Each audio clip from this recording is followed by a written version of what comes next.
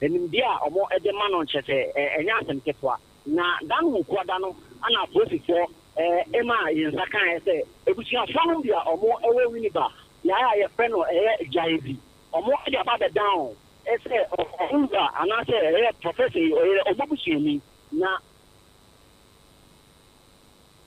professor omobusieni na ayade a omo ayehwe na omo ensa enka no na nam sayo so ema enu no omo he ebo anan a police omo wini ba police command ne bo anan ewe ekoko ewe no mo kodu ne fia eno jaizi no na mo ese dubu no bia na ebisua fonu bi abesi ho ntene omo to omo bo ewe fi ho no ya na ewe mu no mo kogu nse ewe ade a na emu no oni bi aba be kum no wasan so fie ewe o ni fie nti nam sayo so ma omutu emu no omutu no omutu se na omunim ewe an ne taso nti no omo ba nan fe bi amomo bae ese omo mra no omo ma me taso emu no omutu no owura professor American nje na ebusuafo ne bae ne chire mu se no kwe atare na emu na omutu no owura American atare sanse emu no omutu se sie no na abro be se namienu kontinent asunti na omunhye be hu nipa ban nti nam so ma ene mo ba na mu a ema omonsa ekokoko owura ba ko ene apolitifo mo na eni nkomo mu chire mu se omo adwuma emu no omuntimi eme hu oni na o machi no se oye oba anaso oye be ma na emu no obrepo ni me adwuma empempi na ya de so etoto fom na yesu se owura o machi no na oni o machi no oye be ma na ninfie ene ne din de apolitifo etremu a omo ema yensan kan san se yuremu no afi no omo fi ase o kine bi na ne din no mo de kokotu bi anhwe a na dodo omo kan ho amasa edem dia na se nipa bonefo tem e course no na omo de omo ho akenura nti ne no omo guso omo yuremu a enika sem ne se yachi oni ba ko acheche yizu se ono e kan ho bi ma yura professor American omukumu no sanso fie no ewo jehizia no ewo winiba mpotemu ho no nti bisa obrempon ade a ho sema ewo jehizi winiba professor America wo free mo ebusuafo ebo aposifo anhoba se omu no bosumi na shafie na omu no na aposifo okoko ehwenisi a omutu nemu no amanebo echema yachi owura baako a omuchema se ene ana ochina omode ne beko aya bibia ne de omuguso ema owura no ebu omo na omo ya asem na omo abade ka omo nsa omo ya mu hwemu yi mapa na omo nsaka nsem no emu nsem ne people a omo ahwe etini ede yewe a omo nsaka no ede no akakugina asem bibia na asama dogo na ebusa ne se die mpa na professor Medike ede aye sa ni ene dogo esusu omo ka no ho ema eni omotini ebi ne sa edem die no ano ne se beto esemre hanom de adekode potia professor America de sa oni na ya so nimu no ene nipa bebo esusu so mo ka no ho ne de beto esemre hanom ye nsa enkan ye se oni no oye ne yonko so ye buti so ye hwan no eno so ema meto ja na mum no ade ne se da no tezia omonsa eka ta owura no ene asem keto akwa na mpotemu honom no so go na omo honom na yese tituru ni emebunu na omo honom no mo yese nka politifo incha omo na nka omo nso fa omo nsan ke kasa yewe na sebio se nkomu nso ebedi na enyim na omo bekum ne kra nkomu nso ekum ne san se sebio omo chirema ni otwese kan no owo si kan no ntisiera America omo nso se onye omo hwe omo etimi ekum no na so omo sie ne dia nka omo nso insusuye mu no nkomu nso se nka politifo inja omo na nkomu nso enfo omo nsan ke yewe ndemo no na politifo edwuma ya kire no omuntini injai omo na empoyewe ne mfa ahodi a ekura no right to live no omo inja no ema saa dodo foi tinkum no ne saa sunti no omo ahwe akura no abɔ no ho ban ni no o makachi obo omo ma nsem no emu hwemu etimi aba betudwa yo Eric why ade pa sam no wabɔ ne nyina tofa na ne ayesra ne sefo ani di asem na chi afi na aba na afi ne wachire bia no a etwetwe aso no onsa kase kim na odi asomsompa why na wanya ho aketua pa why Matia Bempon. Yeah. Abusiani pe ne bon komo yi eye Erika nan wo no eto ye nkra ade free emfifi mantam mu asem a asie ya anya nika emu amane bono no na yada so ejina fifi mantemara wo semu a esie no eho eno ene post adwumakuo no ne fire wo fifi mantemo Metro Central Regional Police Command one matron krata ba bonten ede atodwa se empepe wo mo kase wo mo cha brante bia ne din ene Joshua Kariatha ya wo mo suso se wono ena enam no so ema lecture etimi ahwe ne nkwa na amadbo no echem se wo bro wo mo che abrante na niema e wono ho eye Samsung phones ibi laptop 50 inches a television na say we niema no e de free eye lecture ye ho eno no dan chen ya car keys ya no yetimi de Toyota ena afei niema bebre e ka ho bia wono mo egide free abrante ensem na no no wo mo che Ghana for body true eni ade hye ya wo mo e won fifi mantem se wo adwebrel wo bia mfogidi emfanta wo mochi ene mpaibo na nipa bonfo bia nda no so ema senior lecturer yi etimi hwe ne nkwa no wo mochi no ama mra no ene no etimi edi ye toka se bonu so ameka wo se aha eye SOMPA 106.5 FM Accra na owura bia wo cha blocks yedim se wo si dan blocks de ehun hia pa na wo block factory a omanfo kra beka ono abo asi edun ketia amra bia etwa mu sabro ye chairman ma NDC na ono kra wo block factory and block factory ne kra ho ba asem em se ye block itwitwa bi ma yen na block factory owura bia fe ne Dominic Opon atase NDC opinion organizer we wutu Senya West and Idindi Sarfo Adams epeso faculty kwanso no woje ne block factory no efri ne nsema asase no a wo ye block factory wo so no wo peso wo chicken tenso eti papa isma langas fo mo ba block factory ho betutu atuo wo papanse number 2 a na enya asem keto akora na papanse number 2 wo wutu Senya West abaton peso aso no wo se langas fo no drew ho a block factory ho no a site ho a pe ano muma tuo so di mayao di mayao di kabu wo mo tututuo se ya basa eto hwehwe mu no se papa no a wo ye NDC organizer no e wo wutu Senya West ne pese wo fakwati kwanso sebua kwanso na wo gi asase no no twa blocks wo so no wo gi kenten so ntina wo soma langas fo mo be yes abone no eto owura Dominic Opon ata en wonu de ne sobo a wo bo omo eno no eto de ade sede atompanifo anim se mesrem ada mo brasem ye obi asem eti mo medi masem mame one right back Sarfo Adams oye NDC constituency organizer at the center of Sarfo estate developer kremu se masasa mi yuma wo so no ono ne dia for past 3 years papa e mam ho ntome anapei me sorry no na ode asafo microphone be 15 aba begu asase ne so afa bako yuma wo masase ne so na my invite police to omefa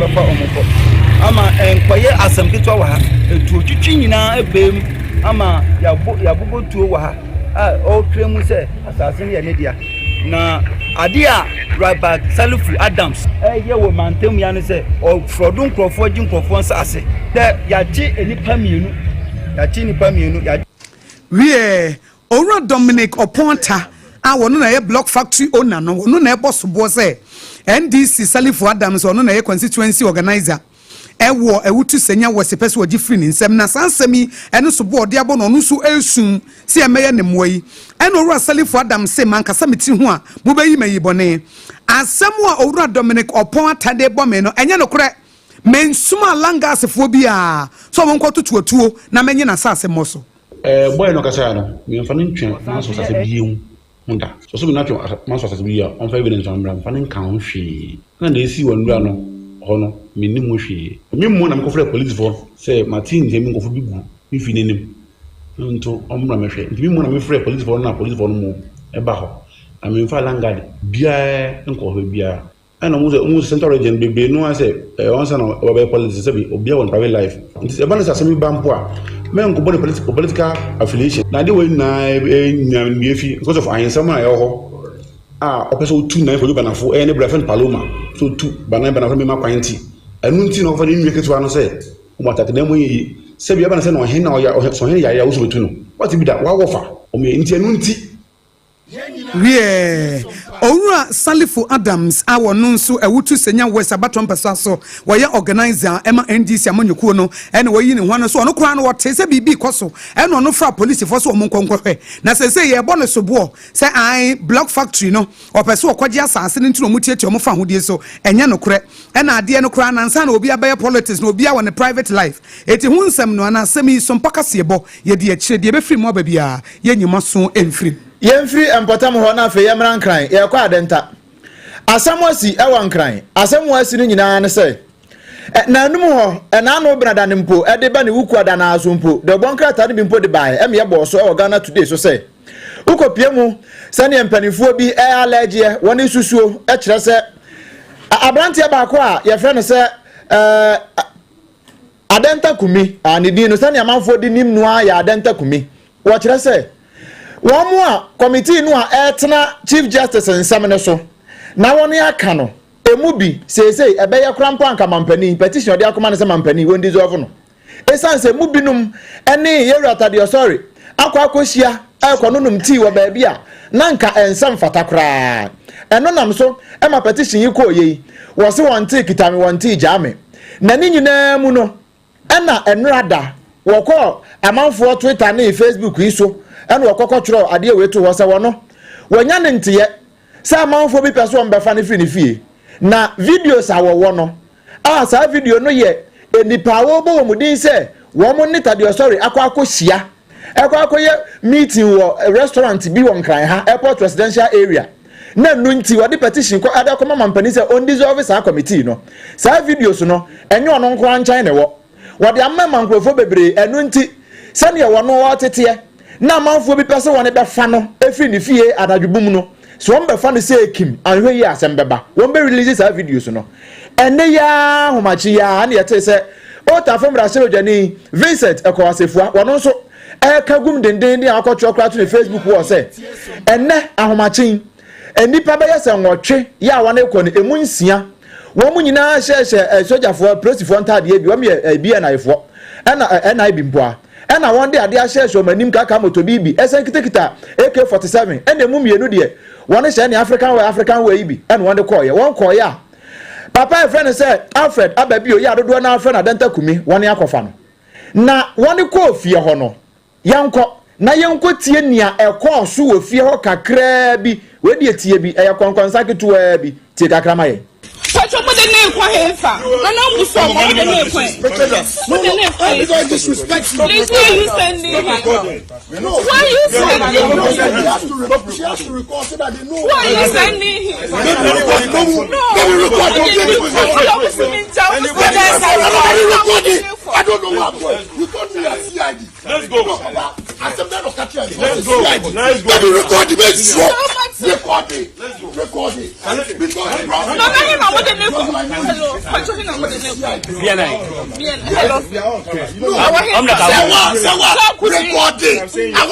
I'm going. You told me that you are saying.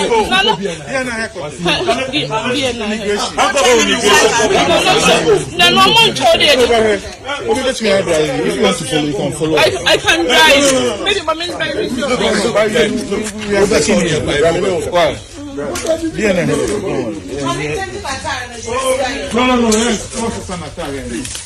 You're professionals. We are not here to harm anybody. You are equally on camera, okay? We don't want any issues, okay? We are taking your DNA process, okay?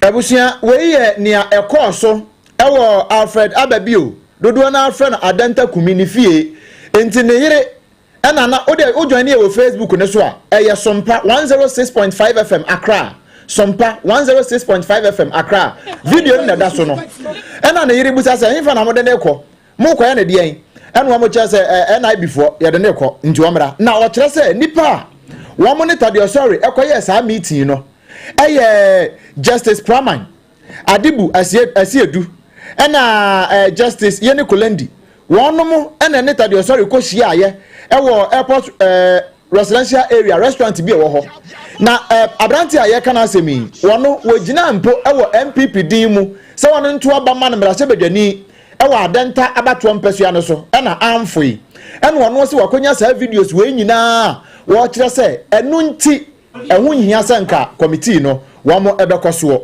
na yento ansem ne so mfiri benkum ha Yatoka Sebono so America say ya ukopiemu ewa Ashanti Regional Chairman Edema MPP amanyoko no Yewra Bernard entry boss yakoya dodo na freno chama wuntumi fie ne America say National Security Operatives womo akopiemu ho a enye womo nko a police officers kan ho a womo akopiemu ewo ne fie na sisi America say de yenim se ebia chama wuntumi wakoka sembi sebio na no na akoyi ni kananse wakofo obi ade ena nam so ama National Security for akopemu ewo ni fie na yenkwa nwuma no so na yeni opanyi baako a ebano bambomu ensemu a wadi mu tintimai pa meche security analyst Yera Ose Bute Abbas na yene no enkwa twetwe nkomo na yemusa no nsefo mienu miense bi na se owa nwuma no so a Yera wotimi nka SOMPA FM suni akra ma hai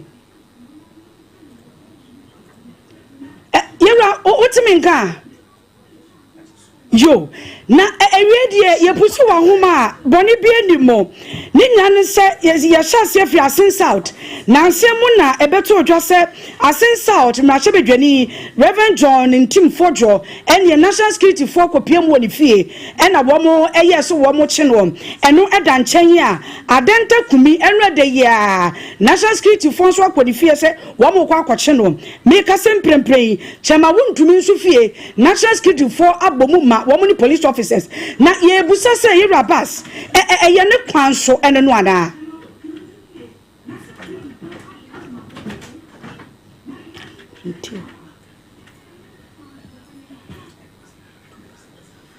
yo ye rabas o timinga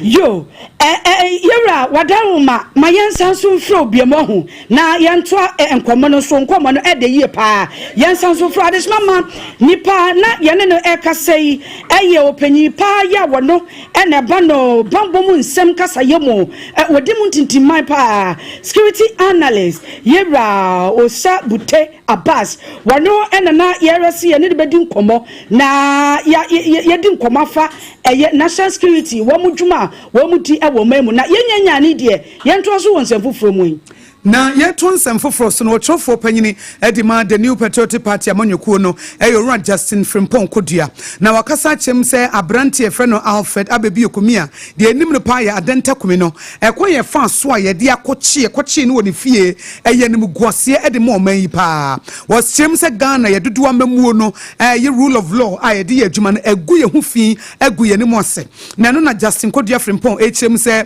sa anopa na anopa ya efia da anopa ya enna owura komi frɛ ne sɛ enipa bi aniema katakata wo mani bɛyɛ aduano abodompem ɛwɔ ne fie a wo matwa ne fie ho ahyia ɛwɔ adenta wo mo boni prum akyirei ɛna ne wife ɛfrɛ ne sɛ ya betam ne kunu ɛde ne kɔ na okoduru hɔ no na wo mo de ne kɔ dada na sɛ de wo masia sei ne fie hɔ ɛbubu niema mama bi kɔ wo fie okra no wo mo de tuo ɛbobɔ no na ɛno na mpanifo kyem sɛ baasa na ya homete NPP amonyoko na kasa de afa ho sɛ my Ghana de ekoso no ensem fata ese so obi mpo kan asem na aban ne nya dwene a aban betimi afre no be inviting so obra na yentie wa no asem na se aban amfre no na mmom no wode nhya kwakwoche no e de afri ni dem se wo hye no as intimidation no na ense emfata Lucia, na the friend memo walking.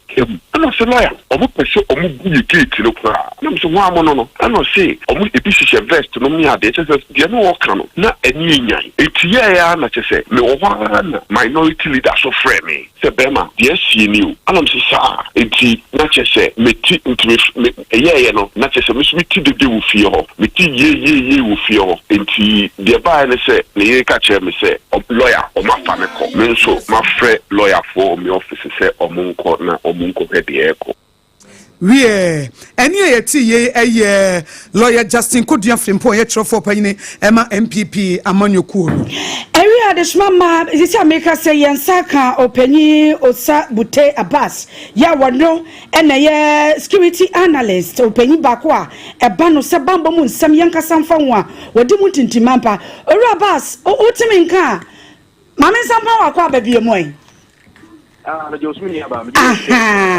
edem na mi busase access isi ano national security woman sem na ya doso esanse asin out emre bi atwomo reverend ntim fodwo wom kopia mo ni fie eno no da nchen ya eno de ya adante kumi nso wom akwakye do mi ka sei pempen chema wontumi fie wom akwakwaje aboso a mi busase wom adwuma mo ye no eye san de wo se eba no ana Josena midi kankan no mabenchia wetie fui na unze sebe ufi na se wo bi na se wo ba no bibia kwalabone semba no waye kwalabone semba na se wo ya kwalabone enti se da we ndu bone kra no de bone na kwahye no national security sebe for a very long time the former G e bone enti no bibia be sibia na national security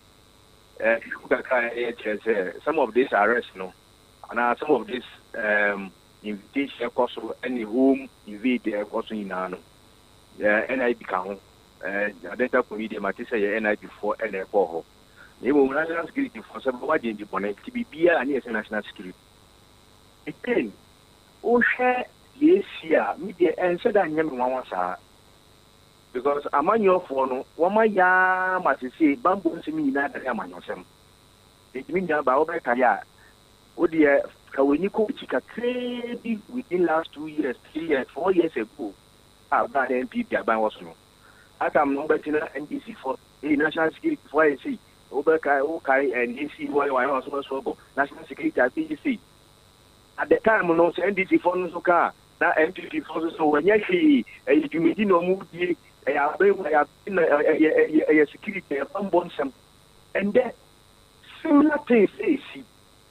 It looks at similar things now, and this is oh, a bamboo, some also created for near station as soon that before so they try your draw. That paying any other guy state institutional with ma, they can say, Ghana police. I was a queen sending DNA sound, they now make me up who be fear by dinner. Almost someone don't make me up who be fear our children. Almost someone they now almost want to call the more search warrant and a warrant of arrest that will be to me a darko after executing. It's in national security and quality. Now you in the Ghana police service. Now we all those national security, it's a combination of all these security institutions, including the military, the police, the NID, and other security institutions. In himself, law enforcement is the police and the AD. It's really about Bisamia, a very proper national security, a deep national security, a battle, a best step back. Now, a police for a human. Because at the end of the day, I don't think the national security require any police on their call, although the police are part of national security. But national security legal operation. Is it the issue, say, a trust? Say, you being there, such a you one penny and man in Mama Bay. Against say, SOMPA Ghana police service supposed to say, and yes, sir. Ghana police service. Then there should be a certain level of trust. Oh, IGP and what be. The tumor I also would ye or my quan so beating Virginia. I will see my police for LED some of these to send it there and they'll be on national security, international security, the national security secretariat and architecture, a judging one and based on when you stand, no because a papa, because you're saying yet, because you don't want any yet. Police for the game, my this is a poker way. Yo, Rabas, na mi busase obi anye bone yemfa chama wontumi de yemfa nyamfa to esan se sisi ano embeto odwase bia chama wontumi wakoye sei ana wakokọ asem bia se bio etia yi oman no emra eno ane se wo mo akọ ne fie se ye kwa akọche no ufi se e wose ye hu se asemesi waka sei wedi boni sei ansa ne akocha na se yebetimi asode sa se yakwa akochi obi imi aba enye ya boni obi edi na yi na yebini ebi wo no mo a ye da bontin da e da what say sei na akoso ana ni para ka bi sei de mo no boni bi wo no mo a me no ye nya sa information no je say investigative body na wo mo na mbrasha o mo so mo ntu sa na mo no o mo mo nim fact esema eta o mo so a mo betu ha na mo mo no the esema eta o mo so no enye nsema sabe the way to one mo se sia edi o ye nye bi bebre o man na ye brebra se enya abotre ensa kan nipa no etutu nipa na no e cha na nsem no mu yi ano the asema se immediately actionable intelligence when to one among the see about to jeopardize the national security bia oni nipa no ne boniye ko bi ahihye omun to abangu anase oni nkabi mu ahihye se omun ko di boni bia betumi di owuo ni asese abe oman no anu de e wo so to one immediately ye wo msi ebie mu ni e ase bi lo bi aka anase business bi na akoso ana dream ni katasishan project bi na akoso ehun hihye ni ya it means jeopardize the national immediate national stability na ye wona ye na ye ko ba ye ko iduma ye ko school ye ko hospital and no to mean see one point see ya into no ye nya abotre ekani penachira kwan ye saso ni mu a na ni o se o man obisa no o man ni bisa no kwan ye o se ni saso no o man ni ombra so na man ni di no be na fa na ne di and you know the national security no ye o se me distinguish to a time yeah it the case see ya case se ko na mo a o kan ka do mi mo and I said I said we die e ba ko so ba ko denu mi e sa ampa o man ni e bo ti o se na wa bo ti no we need to do that Yeru Abbas nenti na mi busa sana se wo hwe enu ada adenta kumi na video e ba abonten a na ne yere a ogina kire busa se waye den enu nti na mi busa se wo se ye hu se nipa no waye boni se ansan ye beche no na me ko sa etwa to okra no ebi obi a wo tie me obi a wo hwe me wo ye security analyst obebusa se national security ananse wo mo a wakochichi nkofo do wo mo adwuma ne sen yenhwe national security for wo mo adwuma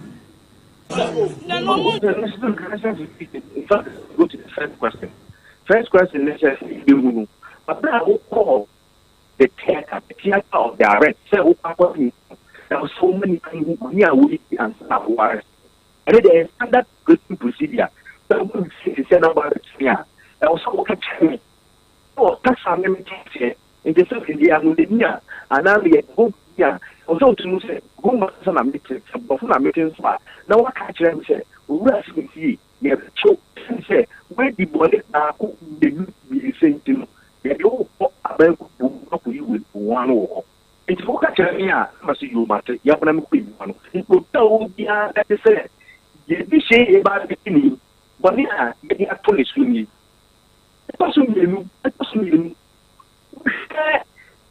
arrest no say national security for the most national security for the most national security for the security is na couple of national security no they are not separate from on my urban no police for immigration for after for but sometimes people no issue no what you can say escalate ko na nim too much them national security taking initiative for issues as today and what shame and what hate and more them the police for now some of these issues of misdemeanor they are data communicate na who is there there's a false publication it is a false publication here if the police for to me handle we should reserve the national security secretary general and more serious and more heightened security issues are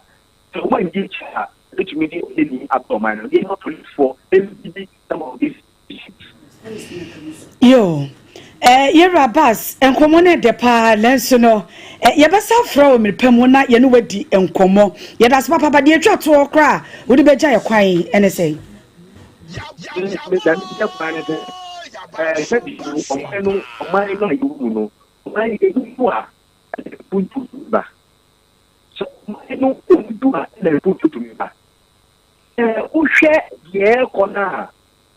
You meet an expert as critical later, being a police with excellent credentials. Sometimes, some of the operations, who help us from bank operation. What we do more on one. Executive operation. All those within the operational architecture of business speak, and said, in your moment, if you are given a warrant or an order to execute, do it professionally. Yo, Rabas, you better ask Papa and no brain. Additional money pay and any cassa, ye, security analyst, open you back where Pano said Bambo Moon some Yankasam Fang or Dimut into my pa, Yera or Sa Bute Abaz, Yenin Casai. Yamra and Cramantum Hayana and Cramantum so for a mamelindo clue. What they are two judges and a room and I got a man penny His Excellency John Dramani Mahama. We copy Sakomono Ramsar site to who said among for bebre Abamodia and Cruchin Sase, Abayan Saseno and among for as a son set toffee I go from. Anunti, what can one time to say, Wabeji Asandi Ama by Anunti, Mamelindo clue, Edia to just say. Enchebia a catonabro. MMDC is here, Abayabo and Dean will go so air to on Swabaju on Tumuno. When Yaji to say Kim, Sakumono, Ramsar site war, or more by Wafaho, one more had done see Bia, a Chelsea on Betty, you went over in United few Nunti. So as I say, and I say, what has I see was some Potamo, a ya by Asasia, and they are Fapotumantu. This time around, my dear, no mercy for the cripple. I mean, we've all witnessed what is happening, the happenings. And so, if there's a building on the waterway, it should go off. And so, this is the directive. In fact, was it Thursday? I received a call from the presidency that we should move to Sakumono and Tema, other environs, to make sure that those churches, illegal churches, should be pulled down. So, exactly what we are going to do, we'll be there to make sure that we pull those churches. Abusia ani ati ye Cramanta Muswa for Mame Linda Okulu no chese afia we die no mercy for the cripple wombebu danegu. Yo, yeah, come with SOMPA 106.5 FM, so secure sanitary parts, endpoint homeopathy clinic, and a able yechidom. Now, in Sawama do a G, and a baby PM say, ghetto boys, ghetto girls, one dear bosso, as say near my banner say, yes, and I know for Omuana or Macamo, Omuano or Mopusuamo, and now a cremoni bear may be a free money, as a cremoni bearmano. Well, ghetto, a mubako, nice a faction, Bakun or dom, and one more Camubino, one say there be. Wamo kwa wamo so wamo kwa say wamo ba no pambere so pa ba bi o medru bia ha ne abo ye to fom wo so ane yi mu niema na omu twom ho chese wamo mansa wamo aduagiri bisi basa ena akoso eno na de hye de sede ato dwese we de mpanifo mumram na ba bi esese ye de to ne yemfanto na enfranto oman yi hu amobeboa ni okuro ma aduagiri aye mobo akona no ayede emiri bi akoyi bisi sa 19 years ago eno shukru emu di boom every buyer ya to tear gas show da for eno nte kwada na afie di abedi anu ode che first di ekwa mene wo ka say nipa ba ko ato anana no mo wonse e do eni eme kokuro yi mu nyina la sen baby ya famade ye di gato shuku fo ka sen enkrofo no re che say baby bia ni wa kuro yi mu ye nse ye nyina ya keka de baby ane kwa di bi ko to bi ye me nyina nko shuku kuro ya da le butu ti esra mo mada woroma munti dia wo baby mo bo aye le aye mobo sa ma do agire aye bi so we eni ayeti ye no nsa wo ma de agire ma no ne mema no na e kasa no be he getofo so mu buofu e na o maka wo mo ho abom aye sakasaka ho a wo chem se ye ma bambo anonya din. Defense Minister Dr. Edward Omani Buaba wakasa se ananoda MPP for se na Jeno Papa Juma yo ene ye omampeni abedietre ya no hododo no okopie mo ewo United Kingdom UK abotumemu a na woje eye ayasa no eno oja eno obepie mo ewo men emo na MPP for no eche se wo bra wo pa ye no na che ye nyina ye tie sompa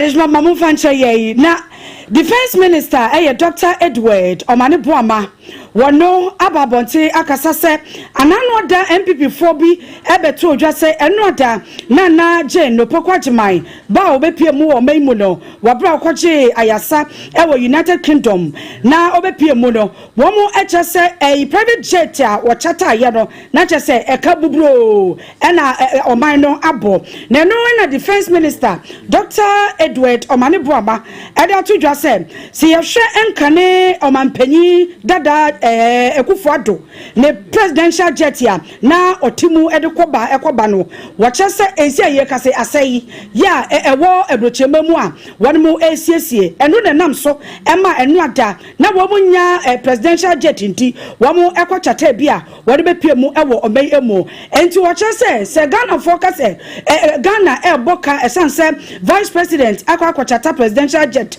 ananse jet e dia ba omei mu a wachese enchemu a ewomu ena mede atudwano we kasiebo ewutie every SOMPA 106.5 FM so ene de esomo kasiebo authentic news ede na secure sanitary pad seze de kumase wo maduru ho omanfo atu ogusuo no enya asem ketewa kura sikio omo na esene no ema ya hotoso sese kumase enkranmantam dunsia ni nyina obi ebusa wo ba bia mi pesikio oba bia ediri birthday anu aka che ni kunu to sikio mame obi na ni obi twempena kwa ware mu a wo se to sikio mame obi na be hye obi o se to sikio mame sese mampanyi kura no vice president abaye so onto secure ma no na secure ya so yese no na mampanyi nto na won fanche eye secure sanitary pads sese de ono no na omanfo de agusu ebrepem meka number na che na nso otu bi sese wo shop na won ton secure ene abubesi abakade edi na ye wo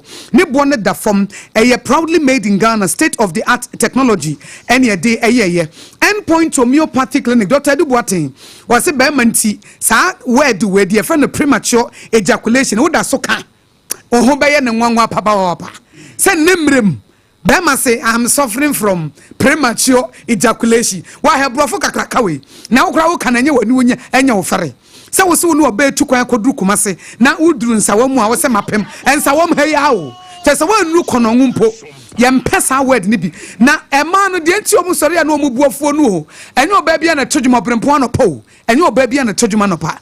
So abane tojuma no pa na chese ni kruko endpoint etu waye adwuma ne papa penti abasa no a ene onyame kokroko beni e onyame kakraka beni a onyame kokroko onyame kakraka oh amade oni bi anya bi endpoint wa amade osunso asere endpoint onyame kokroko onyame kakra wa amade oni bi anya bi wa amade osu anadwo na wasere onyame kokroko endpoint homeopathy onyame kakraka nerve system ne diseases any kidney issues liver issues emane mema maware na mo pa wo na mo tepenten kwa mo bre yes semoko endpoint homeopathy clinic na shell signboard baby ye hon ye bia bidin e was Spenters Road wo do odu obusa akwada akra se mepe endpoint homeopathy obekere wo ena ahenema kokoben kumase eno so wo ho ansa na wo san dru tema community 22 a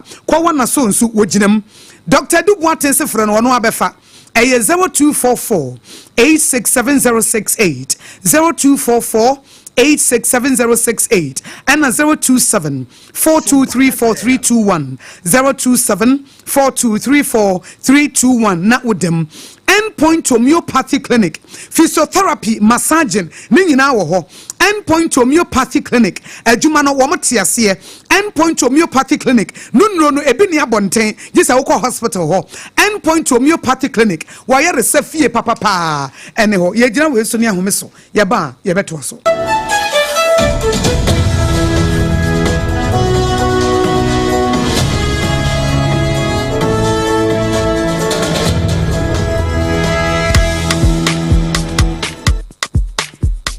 Kweku, minim sawa yeshe. Me kraman nane. Now so ebony show one embasso. Male hon sepeno.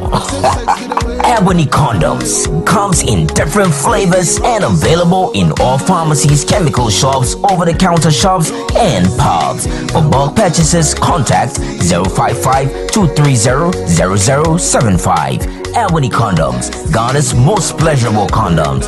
Make it worth it. We got peppermint, strawberry, vanilla, chocolate. We got peppermint, strawberry, vanilla, chocolate. Et on les vieux mis à condom. Les condoms then it's not on but as a condom.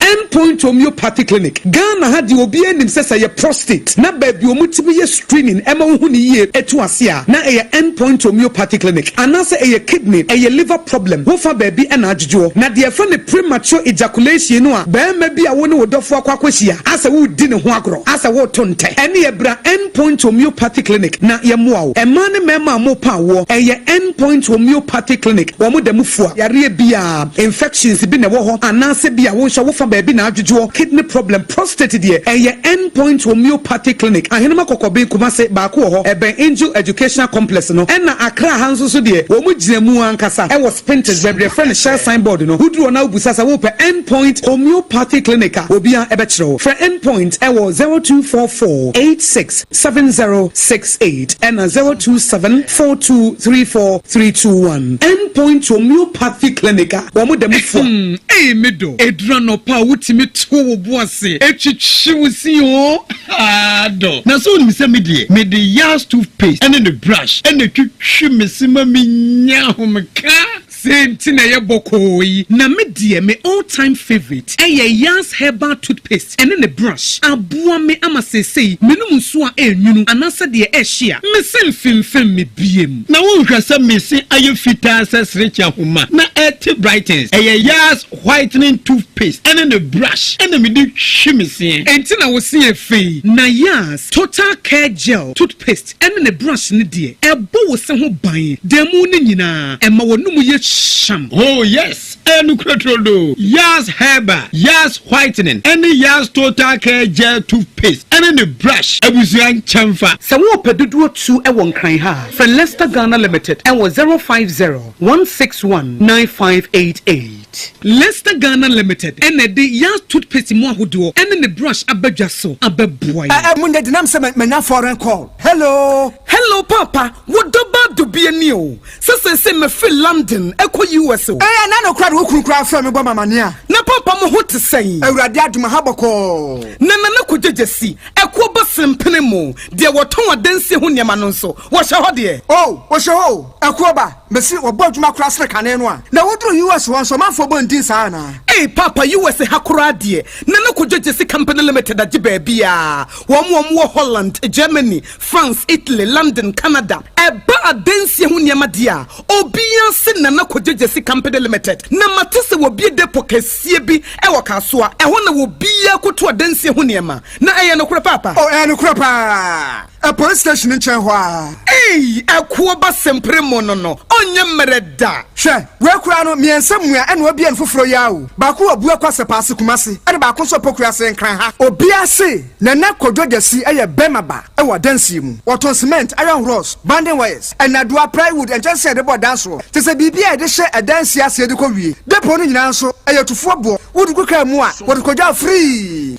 Accra we Kaswa Depo, any pokrasi de Anokra Tonchaya, was our boo Aquateman, Tantra Hill, Iron City, a man from was a beer depo Cassianso our Koshiman, Kumasa Sapasi de Porokra Danchaya, a Biswa Magazine Road, head office no, were beer depo Cassianso, our Dadientum, a Joshua Accra Road, from a side opposite Aladi Celia, and Papa Meboshan. Tanoso, Breman, and a man from. Numbers of man for the fray 0244 313 752 and 0244 41 93 93. Nana could Jesse Company Limited. Hey, a Kuabas in Primono.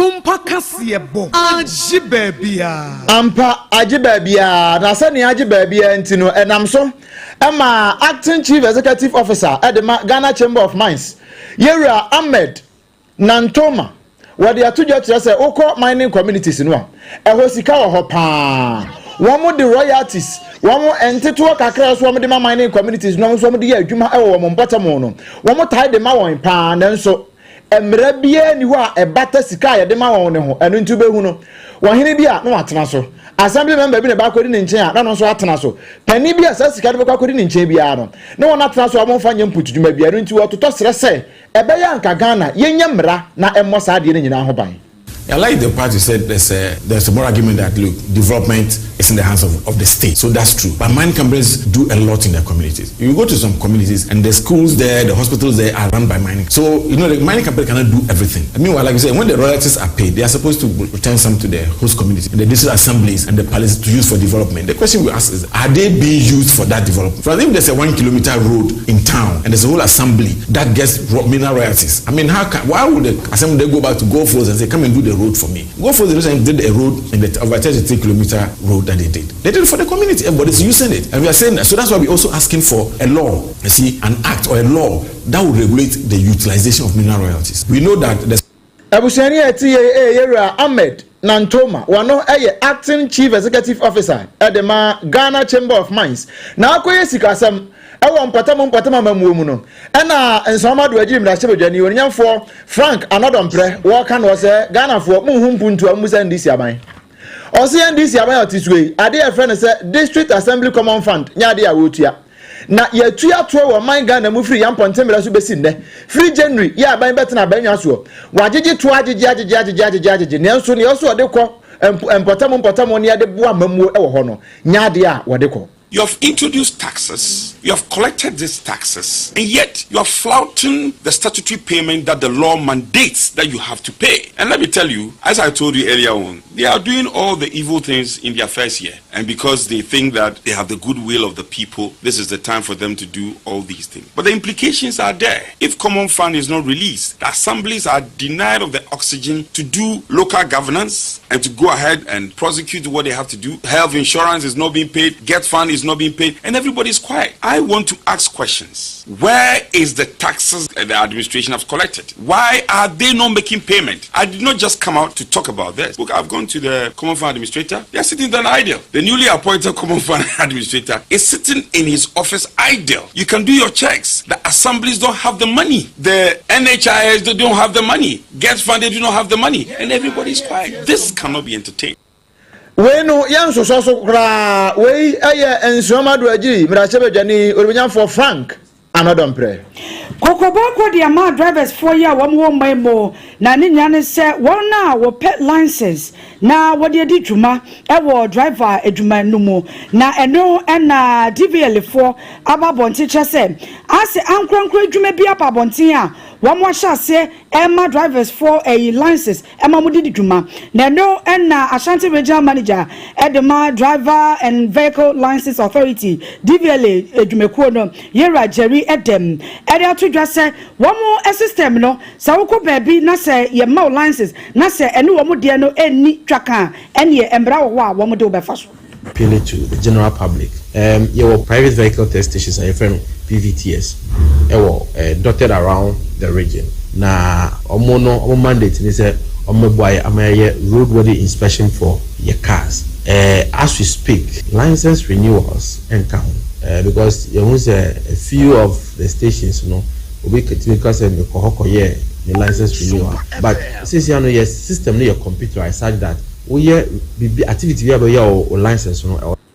Additional money pokasa ye Jerry Edem Aflabo wano Ashanti regional manager the driver and vehicle license authority. Na Ghana Health Service for the Krataba Bontin se monkey pox yare no se nipa nwotwe aba be kan wo muso anya bie na da so enam so ma Dr. Denise Odailai our consultant our public health physician our empanifo akache Ghana Health Service ho no say deputy director of surveillance our Ghana Health Service abomane se we hadwene we chese sa impos yare ya beya wo honam mu na se wanya fever bi na wo honam nyina ya obasa ase fever bi abo na se wedie mu yare no e ma ne mu so kese pa So we've had over 100 suspected cases, and it's out of this number 2 regions, the Greater Accra region and the Western region. 4 of the current, and then the Western region also has 4. All the 16 regions have suspected cases. And so it means that we are looking out for it. And Mpox looks like other diseases, chickenpox for example. The names are rhyming, and there's no way to tell, especially to the untreated. Yeah, and yeah, Dr. Denise Odailai, were consultant public health physician and was a deputy director of surveillance and Ghana Health Service. No. Now, say impulse no a viral disease bia. Wobia when you be a one bomb punimpu, so be fini panwano, and nasa would don't sabe cano, mobe fam moho, nina sa rush ne woni pane with diemono, won subetimi and yabi. A Ghana Health Service for the other said, dear to Ghana for your name, wobia man and nina fansuni semina. Sa cholera ko anase impono covid by and kwa menyai koso afa semena ni nsuo e woronza. It's caused by a virus, the Mpox virus, when a person is exposed, and it could be in multiple ways. So even just contact with exposed skin, direct contact, and some like to qualify it's prolonged direct contact. So direct physical contact with anybody who has the rash, especially if it is discharging or is oozing some fluid that contains a virus. And so once the person comes into physical contact with this infected person, they can also get infected. Unsu betimi anya sa yare ni bintie nyina yema yani na ho yema hunidie ni kan se de yehunu ne se sansema ne ye ka se woye nyame sompa firi ho a ahunidie ne tosumi ne no kore wo bia wodi ne huni bia wonta anyare yare eti yenni ye huni ye fie ye gatem ye nsem ye die ne diem na anu obi mihia na ne yemu tudi asem wo se ultimate ye bi ka mi di she frigim masako yi asa kan hye enam se aba na otunsu ye se yi ohia benko ha otua wudi kra na se wudi si wakakra bia na asa wo se masako kan hye mi ko she freezer yi asa be si gas so aka ne hye asa adi eti ebesre ye didie mu ne ye bibie mu no ye nya hweyi na ye ka hu bi ntina yare na dɔɔso no ye twa bosompo ne akwa America na yemfa Abuja yemfa Nigeria mu kɔfo bi ho sisi a aban a wote abanya so no ofiri APC amonyokuo mu All Progressive Congress emu no ofiri ya oba bedi akonwa apani oda no eye Ahmed Tinubu wanya mfinhia no aduoson miensa APC fo akire se nyame ya adom a aka mfie mienu na wona esan kwa abato so 2027 wo mu nyina ko bankrom se Tinubu no wono anu wambesa manako no akogina wan anemu na obahia mfie mienu ne Tinubu bedi aban na obaye no manfo bebre akasa de etia na memmo pa ama ampo ansa no wobefa akonya na tena so no binum de kokko mpire no e kire se na memmo no kura no emfamra kwan so abato no kura wo wie mu ha ne ade a nanso ni nyina court ne boguye ya wodi aban eno na pani e fe no se Abdullahi Ganduje ya wono ye APC national chairman wose wo mu nyina akobenkrom ese Ahmed Tinubu His Excellency 2027 one besan de no akobiu afa ye kwa Trump kromu a nanum ho eno ade beto dwa no wa kire se Harvard University ena afa so university ahodo bi e wo America ya wa no gi adesuafo a enya America fo no watwam na twa mu no anso hawo wa kire se woye empo free ma kronkron Ghana mu na wo ho a ene okra de nchefa bag na ko na won mu a ebeba no ha ho ma na yenyo wo mu de danso fa bag na ko ya pamo na wato won kese pa e de ama school no kire se wo mu anya ne ya wo kan na ne ya wo ho bia no a wonya America ni ba wo mu anyi no amfiri ho na so mbehunu so wo ho a asem na ato school no we kwantinti bia kopie kotia SOMPA 106.5 FM prep to breakers ye bo a secure sanitary pants and an endpoint homeopathic clinic bo ye chidom no ye this year na mo kumase asante mem a secure sanitary pants mu pese mutubi no mejiri pass mutie e wo SOMPA 93.1 FM e wo kumase en ye bo modi amonko Mama Excellent Cosmetics kumase fo tuoguso en wo mu two sanitary pads say ya Wama tuogusu nti mo amutie yai ewa yiko FM ena SOMPA 93.1 FM no monfre Mama Excellent Cosmetics edum pizza to one yes wo eye 024 382 amensanka number ni amenya botre obremposi akosi anya botre kan yi eye 024 38 62158 024 38 62 158 cosmetic shops provision shops Mosa wodo monye number mo kumase no mo benya secure sanitary pass ni bi 024 38 62 158 024 38 62 158 Edum PZ and Akwada so estate taxi station ho old Asempa pharmacy lay ho no a wo be hu ba konso ewo ho obere mpon kakra wo de kan ho nyuma ebo ye chidom Leicester Ghana Limited e de Yas toothpaste and the brush no e de bebo ye chidom pa apose papa ya na nim ni nachi ebi ni ho no eye Leicester Ghana Limited na kache e no ode aba eboa etutu nkonko ne nyina ase kama e de amaye afei adansi ehu niema nyina ba bia eje ne kase pa efiri ahyase edikosi awieye no eye nana kwadwo jesi company limited wato ne nkrabata na pete efiri oman mu atifi gwesi anafo apuani atoye ba bia udiri ho abenya biato udi buka mu nso a wode koja ofiri wono nso adaworoma wode beso yasne ana afei Haja special food and ye kodi fufu papa enti wadaru ma se wie kom de won so a bomodi anso boko kopie mo Haja special food enwani bia ukwa obenye bi edi yan ye duane local food and afi continental de nyina no obenye bi edi a ebodo de ewo fom enwani nso anunsuo no e de papa bomodi anse wo be odade bia wo bia bebraw amafra ye e wo 0246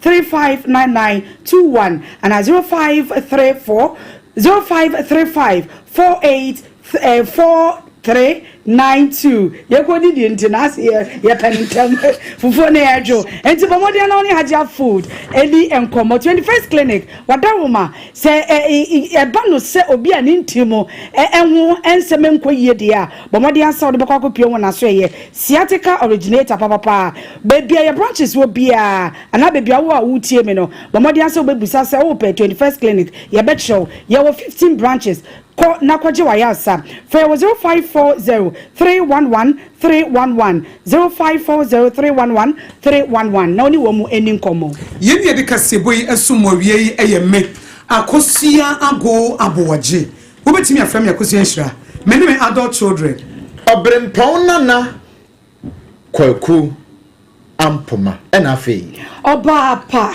nana ya kechre wie na ye so wisu na ye kam se emse Haji ankwan na je ha na de Haji ankwan no age ha tilapia nkwan bi a ewurodura na fufuo nu nso wo mo ni fufuo ya mamo demre fadue mo ni fufuo bi ti se obrempon no ya mamo demre fadue due ni amane hunu due ni amanu se de fufuo no Haji fufuo wie musie twan we na na misro se siwa echa ebe sa Haji fufuo do siwa ensai Haji fufuo bitim de siwa wi akosie numre nsai enkwan no gi studio ha ba bia efia nya ba bia onam a Haji special local foods nkwan na gi eti demre fa due ni amane hunu emma wo brempon ne Godfred womo ena enni fufu wie nefse mobrasem ye obi ansem ene deba ye ya na for God and come to Professor Bochi wono nso so ne bright omudi Haji fufuo ema ne yakono se na ye ya na hot bite kasebo na eno nso so eto aso na bibia da yie yada mu nyina se amammo eniti